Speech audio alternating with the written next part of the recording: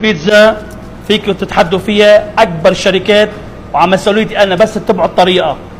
واكبر الشركات تتحدوا فيها، لا دومينيز ولا بيتزا هات ولا شيء، على مسؤوليتي انا. اقول لهم اعملوا هيك.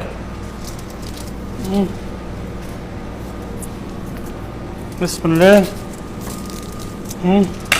هذا الصوص، هيدي بيتزا تشيكن. اوكي،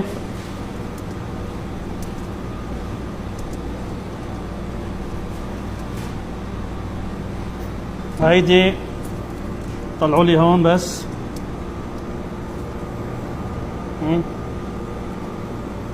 باين عليكم؟ تابعوا لي الفيديو وفوتوا على. بسم الله الرحمن الرحيم. نص كباية مي،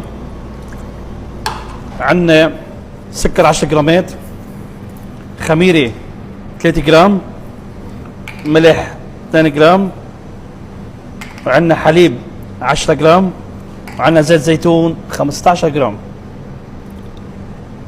حركهم مظبوط، وبننزل بكبايتين طحين، نعجن. بسم الله. بدنا نتركها هيدي هيك مثل ما هي هلا هيك 10 دقايق بس، نرجع نعجنها 10 دقايق. نشيلها، بلش هلا تنعين. بسم الله.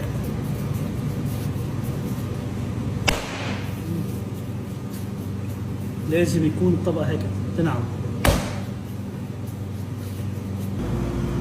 حطها ترتاح أقل شيء 40 دقيقة أو 45 دقيقة. هلا بعد ما ريحناها 45 دقيقة بناخذ العجينة هيك، نبلش نكبس. أنا هون حاطط نتفة زيت ونتفة طحين ذرة. سمي بالله. نبلش نفتح العجينة. هلا بعد ما نفتحها هيك على الجوانب كلياتها، لازم تكون مبرومة برم. واضحة لكم. هلا عندي هون دجاج مسحب، 3 معالق زيادة. حاولوا ما تكتروا الصوص كمان كتير. عندي كبايتين موزاريلا، الدجاج المسحب. بسم الله.